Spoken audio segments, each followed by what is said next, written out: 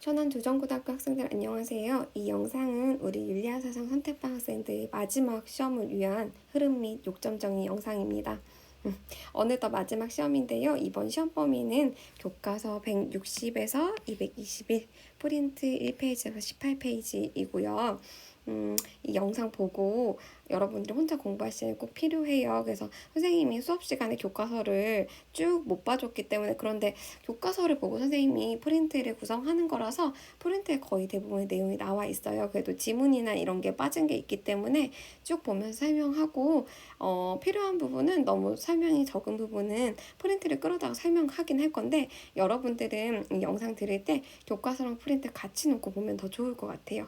이번 시험 범위는 이렇게 소단한 6개로 구성되어 있고, 전체를 묶으면 하나로 사회사상이라고 할 수 있어요.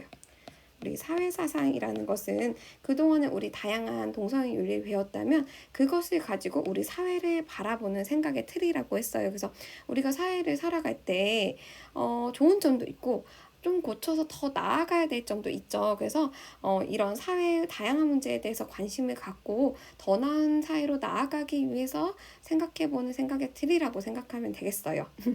우리 사회사상의 의미나 역할이 교과서에서 가장 먼저 나오는데요. 그 부분은 따로 시험을 내진 않았기 때문에 이상사회부터 시작할게요. 자, 교과서 페이지로는 163페이지입니다.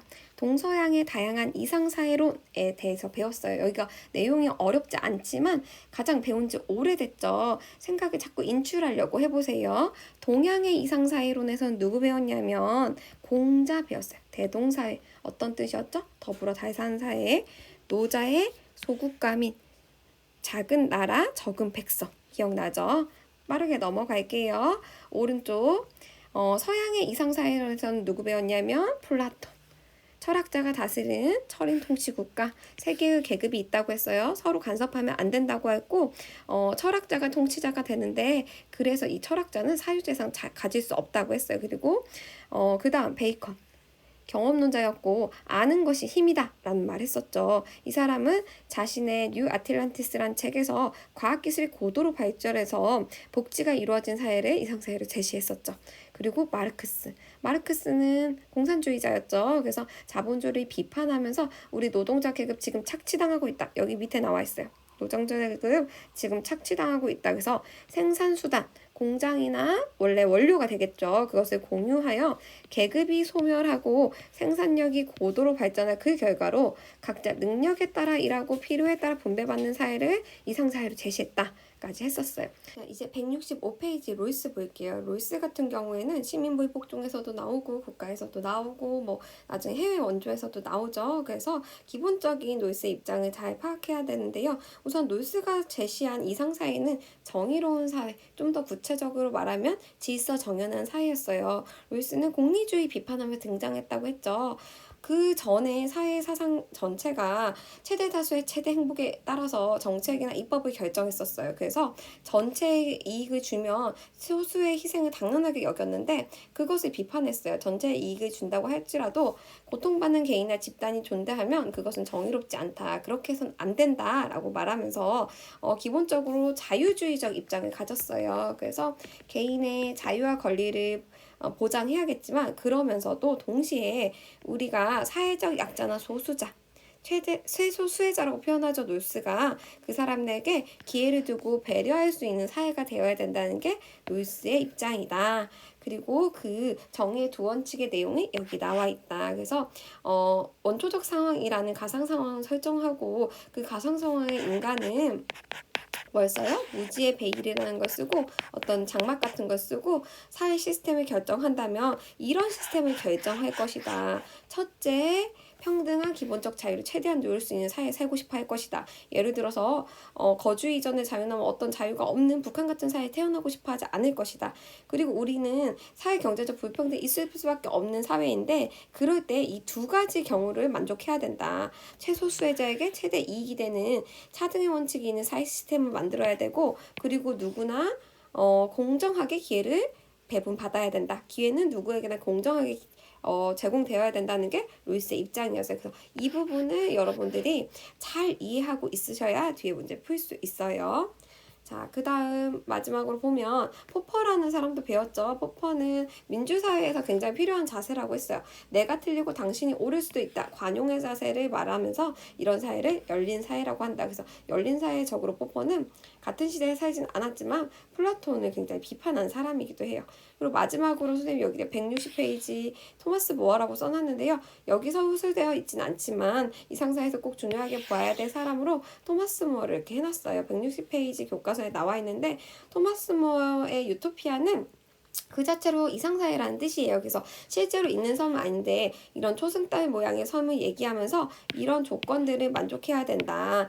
플러스 이상사회에서는 화폐가 없대요. 그리고 사유재산도 없대요.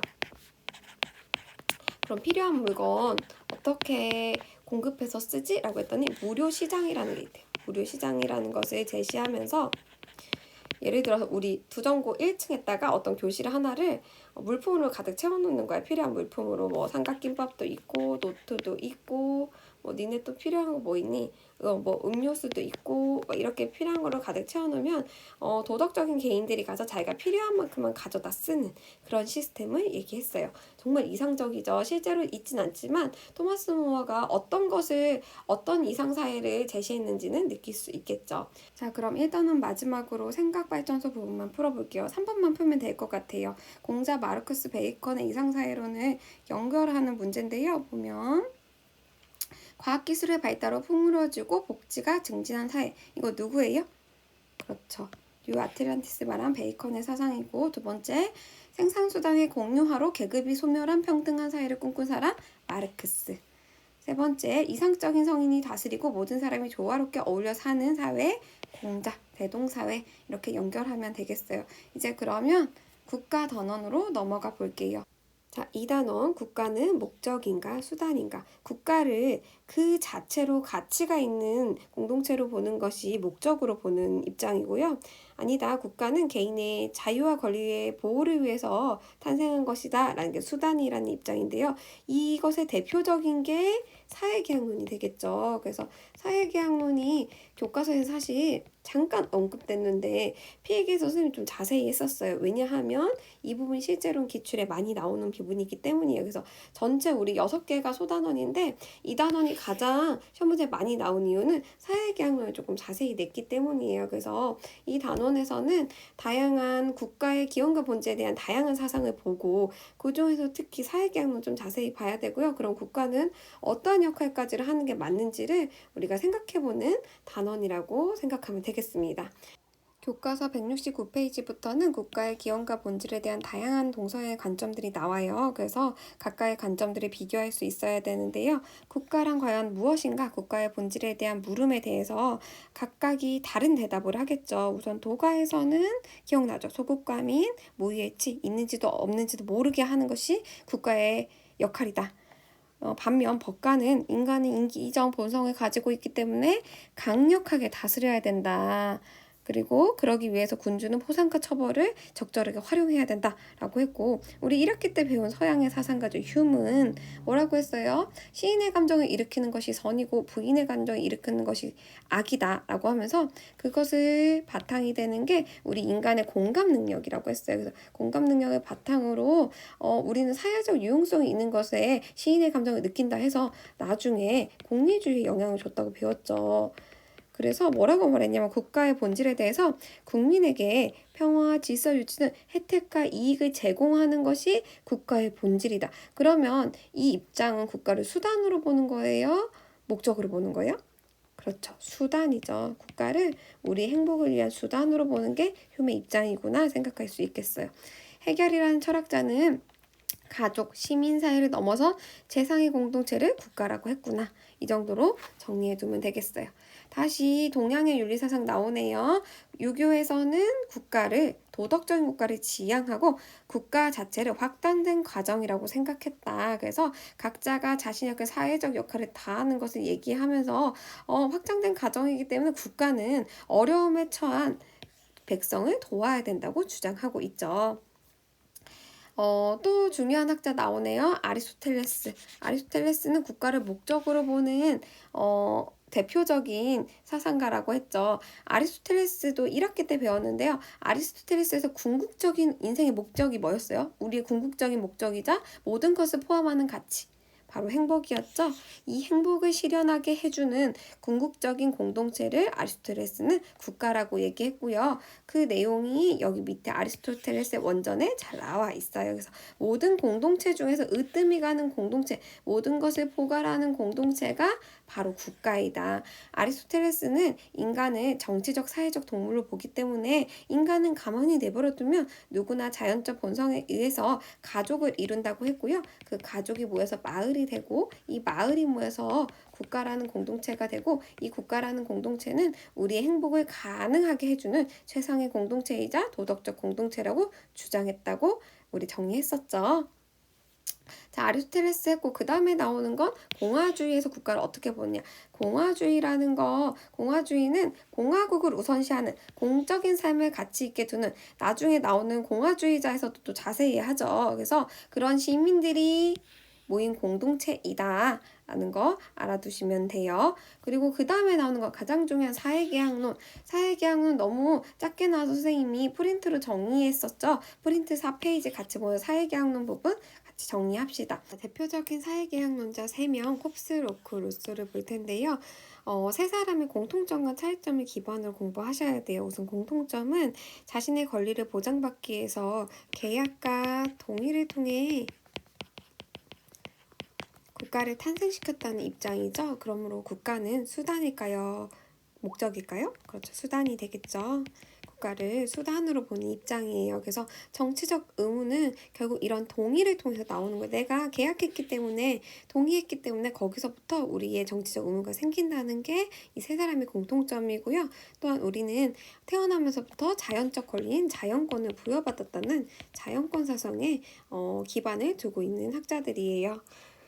각각의 인간 본성을 보는 입장부터 다 다르죠. 그래서 다르게 생각하고 있고 홉스부터 보면 성악설을 기반으로 만인에 대한 만인의 투쟁 상태를 얘기해요. 이때는 무도덕의 상태이기 때문에 정의와 불의, 부정의와 정의의 개념이 없는 상태예요. 그러다가 더 이상은 이렇게 안 되겠어. 죽음에 대한 공포에서 이러다 다 죽어 하면서 채택한 게 바로 새해 계약이다. 그래서 자연법을 채택해서 공통의 권력을 수립한다. 그 내용은 이렇게 되고 그래서 이때 국가에게 강력한 절대군주 리바이어단에게 모든 자연권을 양도해요. 양도한다. 그 주권을 양도하는 거예요. 이 경우에는. 그래서 국가가 모든 권리를 가지고 있다. 그래서 절대군주제를 옹호하고 있어요. 그래서 자연권을 전면 양도해서 자연법을 수립하는 게 홉스의 사회계약론이다. 반면 노크는 기본 입자 백지설이고 우리는 하얀 도화지 위에 경험을 통해서 지식을 쌓는데 오류 가능성이 있죠. 경험을 통해서 지식이 생기니까. 그래서 각각 인간들은 각각이 가진 이성을 가지고 노크 나중에 나오는 대표적인 자유주의자라고 했어요. 그래서 인간은 이성을 통해 자기 삶을 만들어갈 수 있는 존재라고 생각했어요. 그래서 이성을 통해서 파악한 자연법. 아까 홉스에서는 사회개혁의 체결할 때 자연법이 나왔다면 로크는 자연 상태에서 우리 자연법 지배 아래 있다고 생각했어요. 그래서 비교적 평화롭고 목가적인 상태였는데 각각이 자기가 가진 자연법을 가지고 판단하다 보니까 분쟁이 일어날 수 있겠죠. 그래서 공통재판관의 부재로 소유가 불안정할 때가 있다. 그래서 지금도 괜찮지만 조금 더 안정적으로 보장하기 위해서 사회계약을 했다.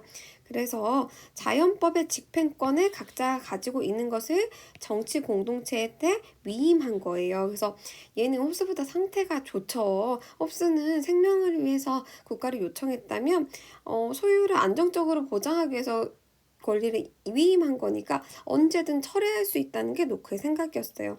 이때 국가의 역할은 공통의 법률에 따라 분쟁을 해결하고 소유권을 안정적으로 보호하는 역할이었고요. 그 근거는 우리들의 명시적 동의가 있었다.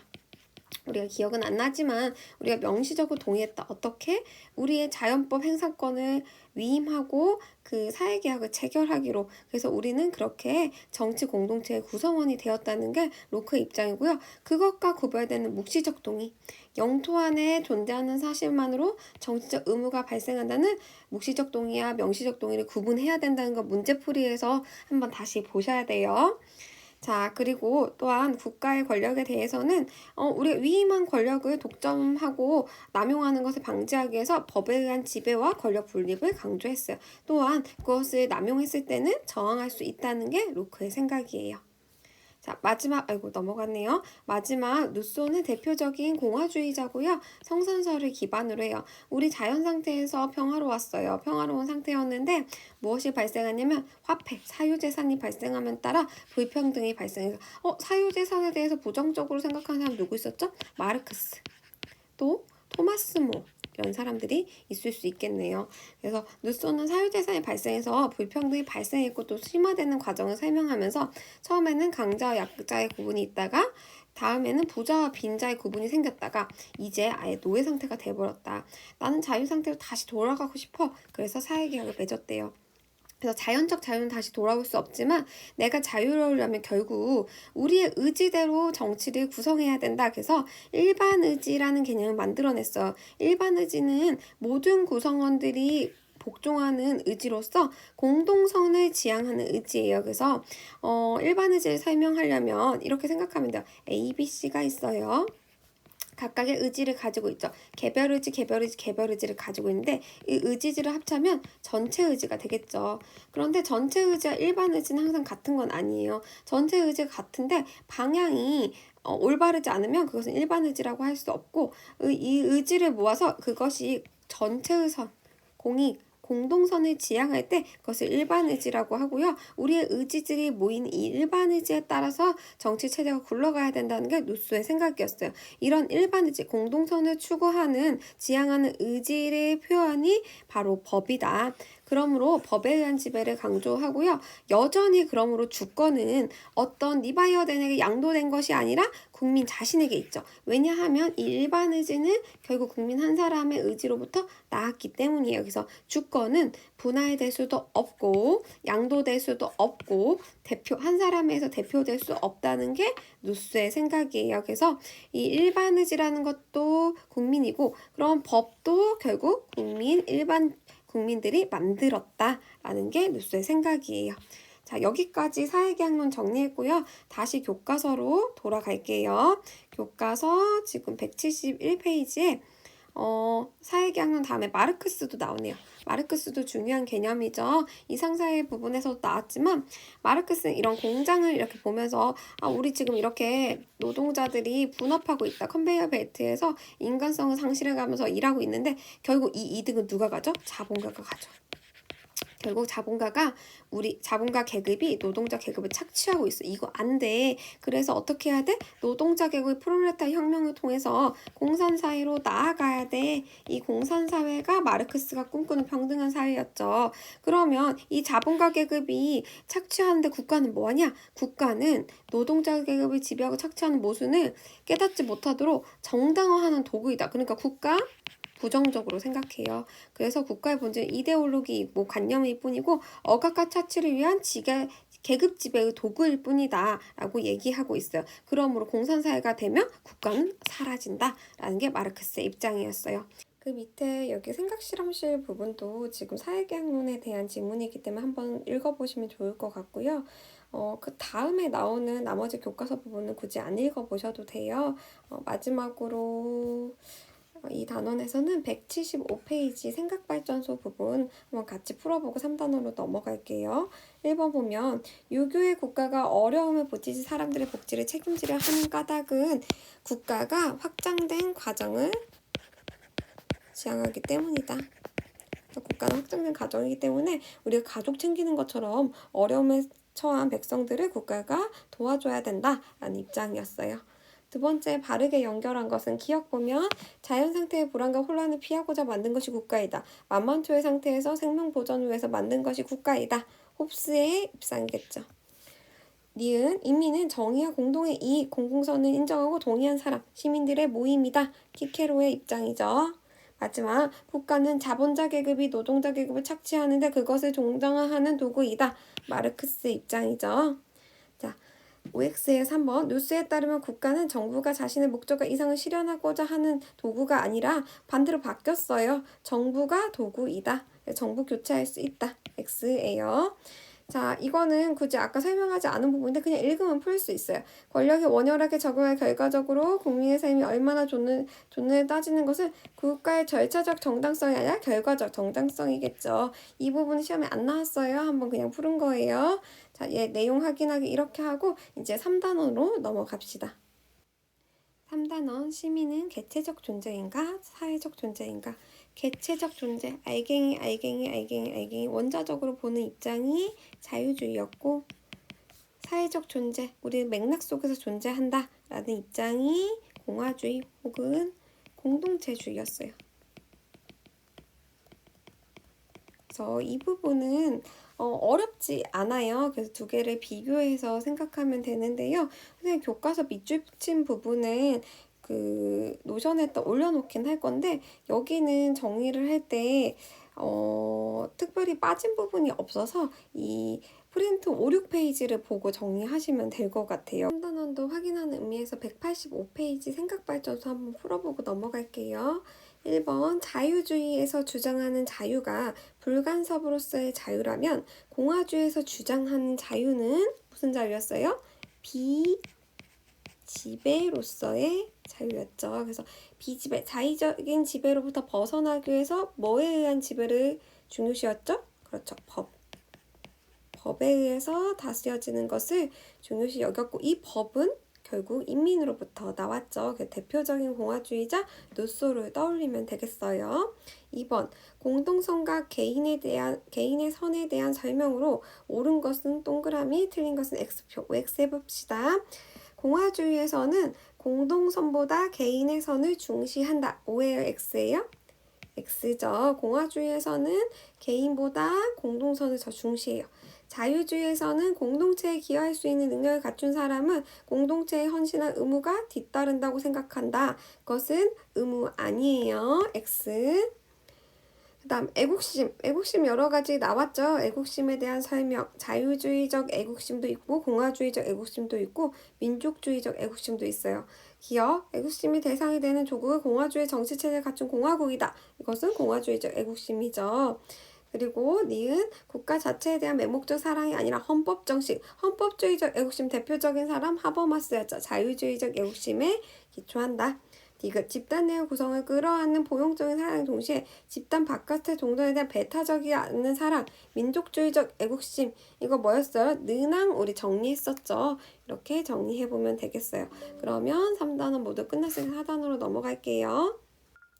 4단원 민주주의의 이상은 어떻게 실현될 수 있는가? 우리가 살아가고 있는 정치체제가 바로 민주주의죠. 그래서 민주주의의 기본 개념과 현대 민주주의는 어떤 형태인가? 그리고 민주시민의 자질로의 하나인 시민불복종에 대해서 정리하면 되겠습니다. 교과서 187페이지네요. 187페이지에는 민주주의의 의미에 대해서 나와요. 데모크라시라고 했고요. 민중에 의한 지배이고 정치적 평등을 전제로 하며 반대말은 민주주의 반대말은 우리 보통 사회주의라고 생각하는데 민주주의는 다수에 의한 지배니까 반대말은 독재이거나 전체주의다. 필기한 부분이죠. 그리고 이런 민주주의 발전에 사상적 기원이 된 것은 고대 아테네의 직접 민주주의다. 그리고 이 민주주의가 이제 근대에 나타날 때 근대 자유민주주의 발전에 영향을 크게 끼친 것이 다시 사회계약론이다. 그래서 사회계약론 다시 한번 살펴봤었죠. 그래서 자연권 사상을 바탕으로 한 사회계약에 영향을 주었고 또한 플러스 이때 나온 사상가로 밀의 자유론도 있었는데요. 밀은 개인의 자유를 최대한으로 보장하는 정부가 좋은 정부라고 생각했고요.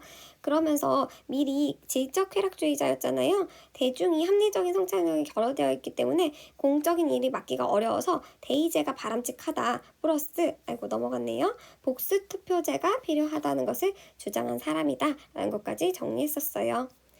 넘어가서 현대 민주주의는 그래서 대부분 대의민주주의를 택하고 있죠. 왜냐하면 현실적으로 직접 민주주의는 아테네 같은 작은 국가만 할 수 있겠죠. 그래서 선출된 대표가 시민의 의사를 반영하여 정치활동을 하고 있는데요.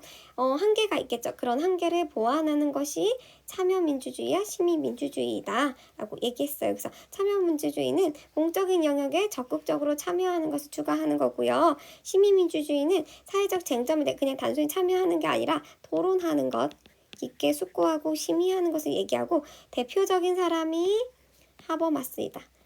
하버마스의 합리도 의사소통 능력에 대해서 공부했었죠.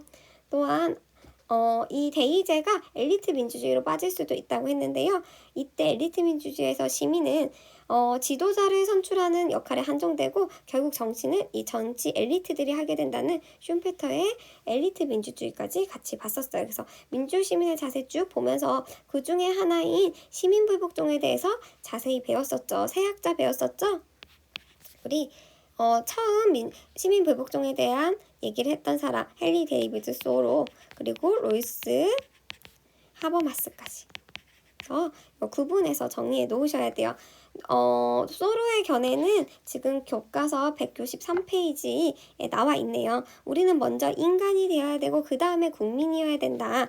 법에 대한 존경심보다 먼저 정의에 대한 존경심을 길러야 된다. 그래서 미국의 흑인 노예제도에 반대해서 침략전쟁을 반대하는 의미로 세금 납부를 거부해서 감옥에 가게 된 소로의 그 시민불복종에 대해서 살펴봤고요. 이때 근거는 양심이었어요. 양심에 어긋나는 법에 대해서 즉각적으로 거부할 수 있어야 된다는 게 소로의 견해였고요. 그 다음 나온 사람이 노이스였죠. 노이스의 시민불복종의 정당한 조건 알아야 돼요. 그래서 노이스는 체제가 무너지길 원하는 건 아니었어요. 그래서 다수의 정의가 그러니까 정의의 두 원칙에 위배되는 법에 대해서 체제가 유지될 수 있을 만큼만 불복종해야 돼요. 그래서 무엇은 제외예요? 그렇죠. 차등의 원칙은 제외한다. 주관성이 들어갈 수 있는 차등의 원칙을 제외하고 민주적인 입헌체제 그러니까 입헌체제라는 건 헌법이 있는 거예요. 국가에서 그 합법성을 인정하는 시민들이 정의의 두 원칙에 어긋나는 그러니까 기회균등의 원칙이나 평등한 자유의 원칙을 위반하는 법에 대해서 다수의 정의를 호소할 목적으로 하는 것만 인정한다 라고 했어요. 마지막으로 나온 하버마스의 경우는 합법성이 꼭 정당성을 보장하는 것은 아니므로 시민불복종은 정당하지 않은 규정을 수정하여 기억할 수 있는 마지막 가능성이라고 생각하고 이때도 역시 마찬가지로 합리적 의사소통 능력을 잘 발휘해야 된다고 주장하고 있어요. 그래서 이 부분 정리하면 되겠습니다. 15페이지 생각 발전소 풀어볼게요. 1번 보면 고대 그리스 아테네에서는 민주주의의 사상적 기원이 된다고 했죠. 고대 그리스 아테네에서는 국가의 중요한 사항을 민회에서 모여서 결정했고요. 토론하고 결정하였으며 거의 모든 관족이 추첨으로 돌아가면서 한 직접 민주주의였다 라고 기록해 놓으시면 되고요. 2번 존 스튜어트 밀이었죠. 지리적 공리주의자의 견해로 옳은 것은 O, 틀린 것은 X 표시해 봅시다. 정부는 개인의 자유 최대한 보장해야 된다. 맞죠? 좋은 정부란 개인의 자유를 보장하는 정부이다. 선거에서 복수 투표를 실시할 필요가 있다. 맞죠. 그래서 쾌락의 질적 차이가 있듯이 판단 능력에도 질적 차이가 있다. 발언권을 차등적으로 부여해야 된다. 라는 입장이었어요. 바람직한 정치체는 대의제가 아니죠. 그래서 대의제를 통해서 정치를 해야 된다는 게 밀의 입장이었어요. 각각 민주주의의 특징은 선생님이 간략하게 미리 적어놨어요. 대의는 선거를 통해서 대표를 선출하는 거, 참여는 공적 영역에 좀 더 적극적으로 참여하는 거, 시민은 사회적 쟁점에 대해서 깊게 숙고하고 심의하고 토론하는 거, 엘리트는 시민은 선거까지만 하고 정치 엘리트가 정치를 하는 것을 엘리트 민주주의라고 한다라고 구분해 놓으면 되겠어요. 다음은 5단원 자본주의 원리와 현실의 문제는 무엇인가 인데요. 여기에서는 자본주의 기본 원리는 무엇이고 어떻게 전개되었고 여기서 생긴 윤리적 문제가 있죠. 우리가 자본주의 경제체에서 사는데 빈부격차라든지 뭐 인간 소외상이라든지 이런 문제가 있죠. 그것을 극복한 대안으로 나온 노이스의 입장, 마르크스의 입장, 민주사회주의 등을 살펴보면 되겠어요. 우선 자본주의의 기본 입장은 사유재산 제도를 바탕으로 하죠. 그래서 각자 능력에 따라 이룬 소유물을 우리가 소유할 수 있죠. 그리고 이런 합리적으로 이윤을 추구할 수 있도록 하고 자유로운 경쟁을 보장하는 자유시장 경제체제를 채택하고 있어요. 이런 자본주의에 대해서 계속 변화해 왔는데요. 자본주의 전개 부분을 좀 봐야 되는데 이 부분 프린트를 정리하는 게 더 좋을 것 같아요. 그래서 지문을 통해서 이게 고전적 자본주의인지 수정 자본주의인지 신자유주의인지를 파악해서 각각이 어디에 주안점을 두는지를 따지는데, 이때 고전적이든 수정이든 신자유주의든 모두 기본적으로 사유재산제도와 시장경제체제를 지지하고 있다는 것을 기억하시면 되겠어요. 이런 자본주의가 우리 사회와 삶에 기여한 면들이 있는데요. 그전에는 우리가 무엇을 선택하지 못했다면 인간의 계몽과 해방에 많은 기여를 했고요. 분업을 통해서 물질적 분열을 가져오게 했으며, 개인의 자유와 권리신장에 기여하면서 민주주의 발전에도 토대가 되었죠. 이때 나온 게 노직의 소유 권리론이었는데요. 노직은 로이스와 비교돼서 많이 나온다고 했죠. 원조에서도 나왔고 해서 다른 무엇보다 자유라는 가치를 중요시하는 자유지상주의이고요. 개인의 소유와 권리를 보호하고 존중하는 것이 권리이다, 정의이다. 그래서 우리는 우리가 노력하는 것에 대한 배타적인 소유권을 가지고 있다. 그래서 취득과 양도의 과정에서 부정의가 없으면 그 소유물의 권리를 인정해줘야 된다라는 것이 노직의 소유 권리론이었다까지 정리해 놓으시면 돼요. 이런 노직의 권리론은 이 밑에 지문에 좀 더 자세히 나와 있으니까 이 부분도 읽으면 도움이 될 것 같아요. 자, 자본주의는 여러 가지 윤리적 문제점도 발생했죠. 현대 대부분의 나라들 자본주의를 채택하는데요. 이런 문제점들이 있대요. 이거는 우리가 어렸을 때부터 배웠던 자본주의 문제점인데, 이런 것들을 개선하기 위해서 나온 제도들이 놓을 수도 있고, 대표적인 게 마르크스랑 민주사회주의인데요. 마르크스 여러 번 했으니까 선생님 다시 설명하진 않을게요. 그런데 마르크스의 입장을 보고 너무 극진적이고 폭력적인 혁명적이야 라고 하면서 사회주의도 역시 민주적인 방식으로 해야 돼 라고 나온 입장이 민주사회주의인데요. 민주사회주의를 마르크스의 입장과 비교해서 공부해 놓으시는 게 좋겠습니다. 자본주의의 발전을 위한 노력에는 아까 우리는 전개에서 정리했던 케인스도 나오고요. 그 다음으로 보면 노이스도 나와요.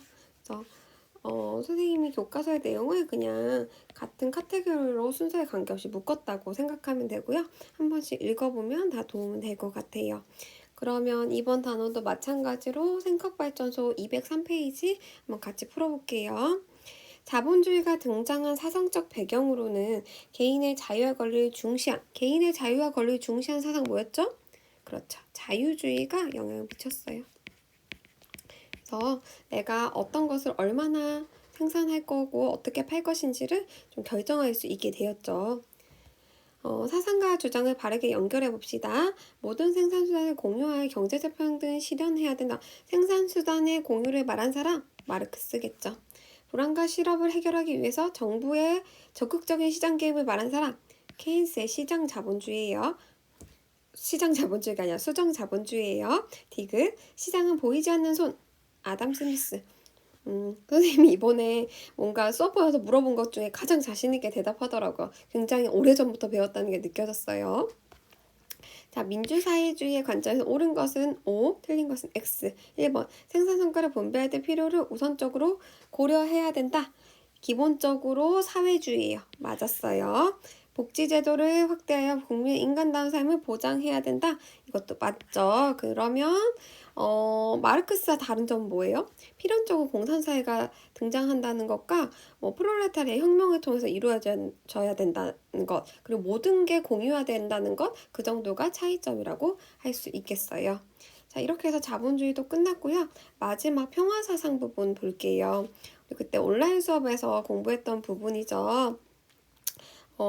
이게 그때 봤던 게르니카 피카소의 작품이에요. 그래서 이런 전쟁과 테러를 벗어나서 어떻게 하면 평화로운 사회에서 세계 시민으로 살 수 있을까라는 단원이고요. 먼저 동서의 다양한 평화 사상 체크하고 넘어가면 되겠어요. 유교도 있었고 묵가, 특히 유불도는 기본의 입장에서 크게 다르지 않은데 묵가가 새로 좀 자세하게 나왔어요. 묵가 잘 보면 좋을 것 같아요. 이번 모의고사 이번에도 묵가 나왔잖아요. 그거 풀었는지 모르겠네요. 그래서 묵자는 공자와 구별되게 좀비 친소의 사랑이 아닌 남의 가문을 나의 가문처럼 사랑하는 겸해교리를 주장했다고 했죠. 겸해가 차별 없이 사랑하는 거.